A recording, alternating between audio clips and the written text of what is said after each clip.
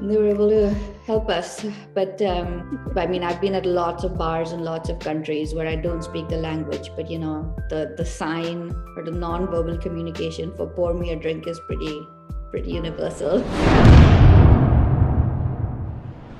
Dr. Supriya Syal is the leading expert in research and evidence-based policy innovation in Canada. She is the Deputy Commissioner of Research Policy and Education in the Financial Consumer Agency of Canada. She is the former Chief Science Advisor to the Treasury Board Secretariat Telen Clout and the former Chief Behavioral Scientist of the Privy Council Office Innovation Hub. She has won multiple awards and she is a regular invited speaker in her field of expertise at several platforms.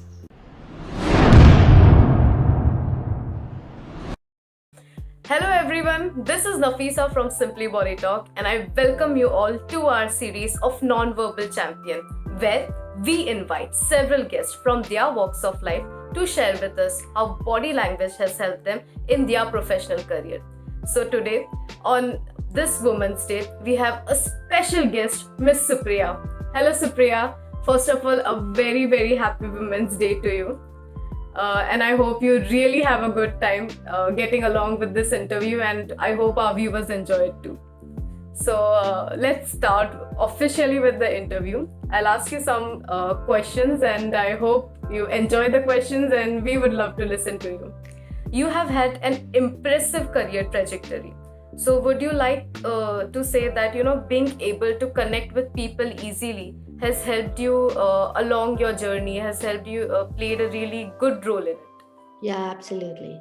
Yeah, it's absolutely crucial. I mean, human beings are a very social species, right? And we end up working with other people, and being able to work with people is imperative to working in society. I mean, there are some professions which are, like the lone genius working away in a corner, but I think the vast majority of things you do, it's like you're playing a game of football. Like if you pass the ball is going to get further.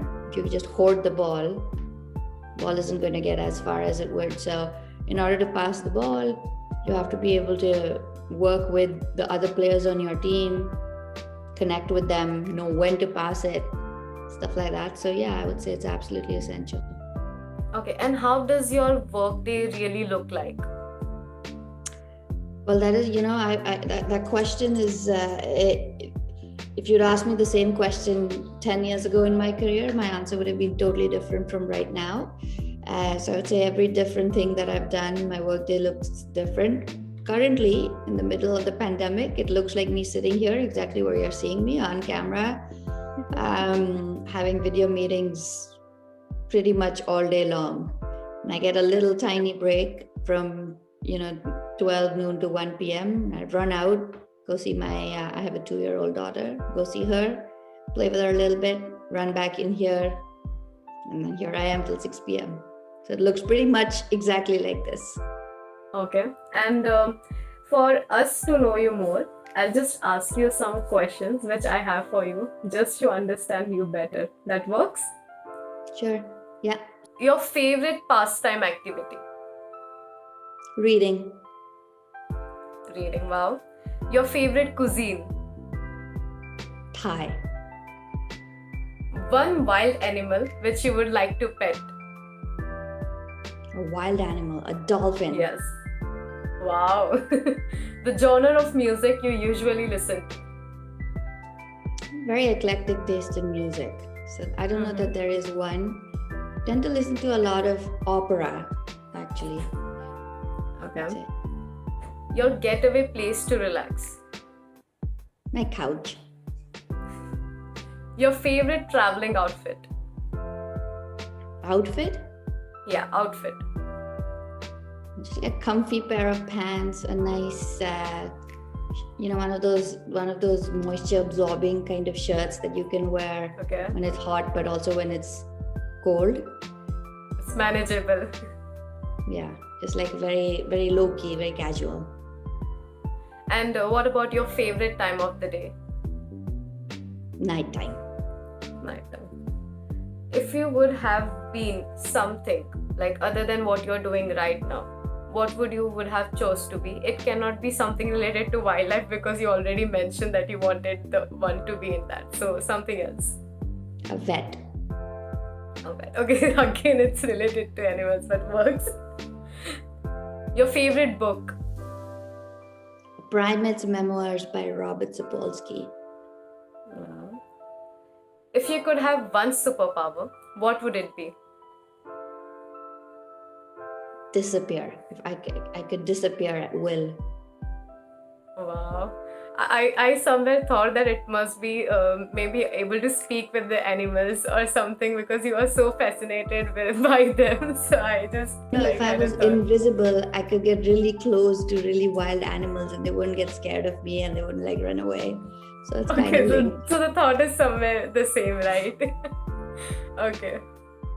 And do you think people skills are really important in the type of work that you do? Yes, absolutely.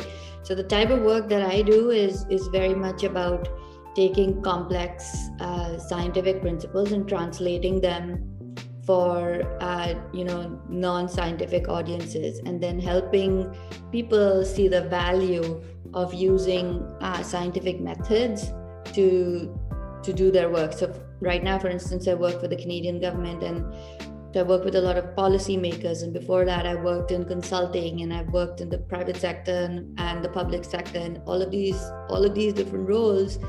It's very much about communicating things that are not very easy to understand in ways that are easy to understand. But more so than that, it's also about getting other people to believe in the method, or believe in the cause, or believe in the idea that science can help us make better decisions. And I would say, that's only about 50, maybe 60% the actual science, and then the other 40% is really just being able to connect with people. Because the truth is, you could be talking about the most factual things in the world and the most impressive discoveries in the world, but if you're not communicating with people in a way that they understand or that they can appreciate or value, then it doesn't really get through to people. And so understanding people and working with people, which I assume is how you're defining people skills, is I think crucial to the kind of work that I do. Okay. And you even deliver expert talks on the work that you do in the field of behavioral sciences, correct? That is to general public. So what are the ways in which you try and connect to the viewers? How do you make yourself more approachable? Like you already mentioned that you try and make them understand in a way that they understand. So what are the other ways or the tips which you could share with the viewers? Humor. It's definitely humor. I think people have this perception of scientists as like frumpy and not very approachable. And I think there's that. There's also the fact that I'm a woman, I'm brown, I'm an immigrant, and I think if you put all of those things, people don't expect people like me to be funny. And I think that it's surprising if I'm, when I'm giving a talk, I'm giving a talk about something that sounds very obtuse, right? It's like the behavioral science of, I don't know, conservation behavior, or how can you use behavioral science to drive evidence-based policy or something like that. The people don't really expect that to be entertaining, but if you are, I think it really opens up the audience's mind to what you're trying to say, and then it helps them absorb the content of what you're trying to say. So I think that's definitely one thing. And then the other thing is, when I was in the first year of undergrad, I was doing a degree in biochemistry, and I remember one of the classes we had was metabolism, and it was really it was difficult, but I actually really enjoyed it, but it was difficult in that there was a lot of complicated cycles, like Krebs cycle and glycolysis. Basically, how does your body break down different foods to get nutrition out of them and produce energy? and there were all these cycles that we had to like understand and memorize and remember. And I remember our professor, the metabolism professor, said in his first lecture, so this is first year undergrad, first day, first lecture, and he said, at the end of this class, if you cannot explain everything that I have taught you to someone who is in grade 4, then you have not understood anything that I have taught you in this class. And I feel like I was, 17. It was like more than half my life ago, but it just stuck with me. It always stuck with me. It's really important to, it's really, if you genuinely understand something, then there is no need to use jargon. There's no need to complicate it. You should be able to explain it in a way that's really simple and really accessible for everyone. So I would say, other than humor, that's the strategy I try to use. Simply Body Talk works with women leaders to project the right assertion in the workplace and lead from the front through personal coaching and workshops. And has it ever happened with you sometimes, when you're looking at the audience and you realize that, the feedback you're getting from them, it's not quite something which you have been expecting. So you have changed your style or your way to just do it. Has it ever occurred to you sometimes? Yeah, I would say, not so much in a talk, but so one of the jobs that I had, I worked with a consulting firm, and I would go with the CEO to all these like pitch meetings, and I would joke about it because it would always be like 7 guys in identical blue suits, and then me. Because I trying, it would be like these boardrooms of the big sort of organizations in Canada or the US, and like the board of directors or whatever. And yeah, there were definitely occasions where it was like you're talking about something in a specific way because you're trying to convince them of something, but it really just was not working. And then I think what the strategies that I've employed are like, what is a point of commonality that I can find with these individuals, right? Like, and at the face of it, that seems difficult, right? Because again, I'm like this nerdy scientist, brown woman in a room full of white guys in blue suits, but invariably, I think there's always some point of commonality that you can find with people. And then it really just opens them up to hearing what you have to say. And it also, it's really actually rewarding because you get to learn things about people that, you might not have expected. I joke about this now because I'm like, so many of those like white guys in blue suits have become friends of mine because we've found things that we all sort of care about one way or another. Now we'll have an interesting round where I'll be giving you options, and you have to I'll be saying you a word, and then whatever thing first comes to your mind, you'll be saying me that. So if I say a word, say computer, so the thing which comes to your mind listening to computer, you have to say. It will be very immediate, so it's going to be like a rapid fire round. You won't be given time to think. So whatever you think first comes to your mind, you have to tell me. We start? Mm-hmm. Smartphone. Computer. Social media. Computer. Meeting. Sorry, I didn't catch that. Meeting. Computer. Phone call. Phone call? I actually thought of calling, I don't know, the first thing that came to my mind was me calling my best friend in Rajkot from Visakhapatnam when I was like 13. I haven't thought of that in like years and years. I don't know. It's the first thought. Fashion. Police. Communication. Strategy. Hunger. Games. Lazy. Puppies. Work. Fun. Supriya. Syal. Okay, great. You also have lived in different countries over the globe. So how did you adapt, to the local things there, the local language? It may be local language or the local way people live, or even the local culture, and how hard it has been for you, and how did you manage it? But I wouldn't say it was hard. I've been very privileged, to be able to live in so many different places and experience all these different ways of being. And it's funny because I think, despite the fact that I've lived even in India, even when I lived in India, my father was a bureaucrat. And so we moved around. Like, I went to 7 grade schools in 12 years of education. So it was all over the country as well. And as you know, different parts of India are very, very different, right? Like if you move from Delhi to like Visakhapatnam, the language is different, the food is different, everything is really different. It's not, people think India is like one homogenous thing, but it's not. It's like so I think I was used to this idea of moving. And I think what has always been striking, and it's like such a cliche thing to say, but like the things that bind us together are many more and much more powerful than the things that separate us.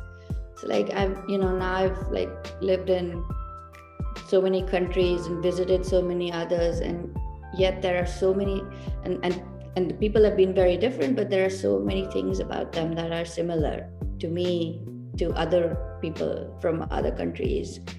And so it's always refreshing, I think, to go to a new place and find something familiar that you already had in a different place or remember from somewhere. But yeah. Okay.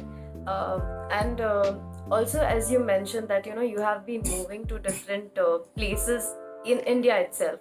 So as we know, India, there are different languages, correct? So has there any time where the people couldn't communicate with you because of some kind of language, and their body language has helped you in a certain way which made you approachable to them, or they made approachable to you?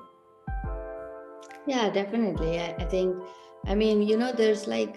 there's all kinds of research too, right, on gestures, like communication where you're not using words, but you're using your hands, or you're signing in one way or another.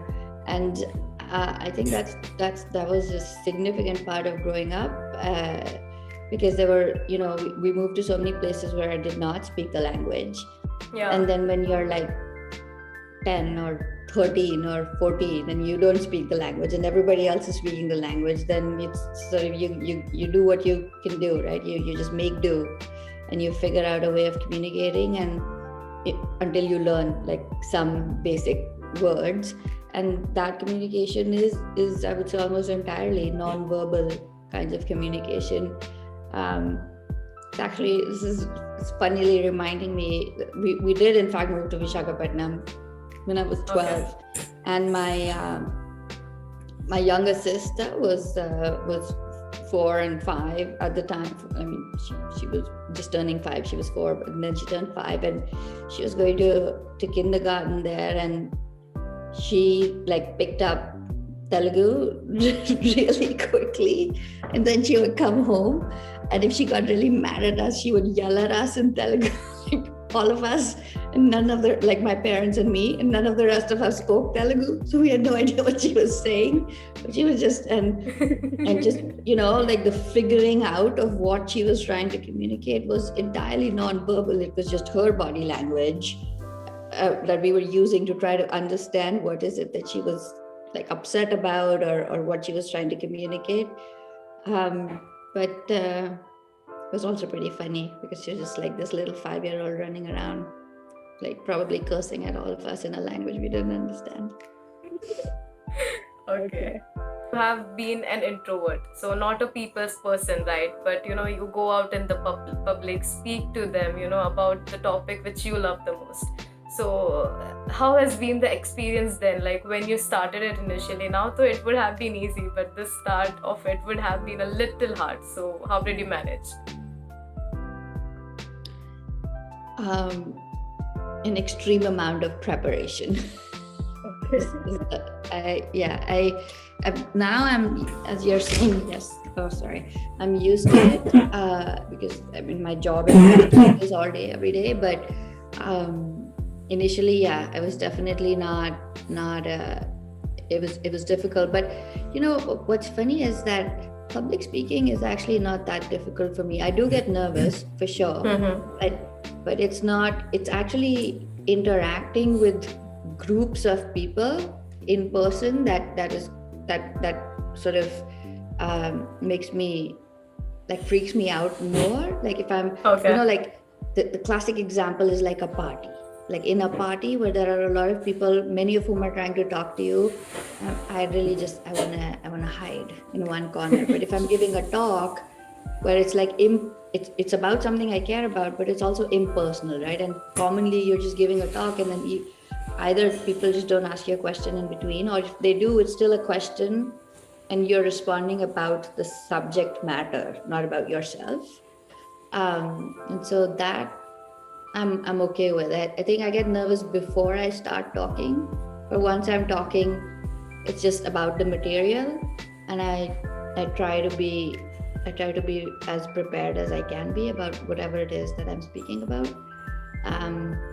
So then that's fine. And in office parties where you actually cannot hide, right? So what do you do then? Drink. Liquid courage. Literally, that's the actual thing I do. After I've had enough liquid courage, I stop being quite as introverted. So that's helpful. I had a lot of fun interviewing you. I hope you had the same, and I hope our viewers enjoy listening to all the topics which we spoke about today. So viewers, if you like it, please share and subscribe. And yes, if you have some questions, you can always put it in the comments. We'll be there.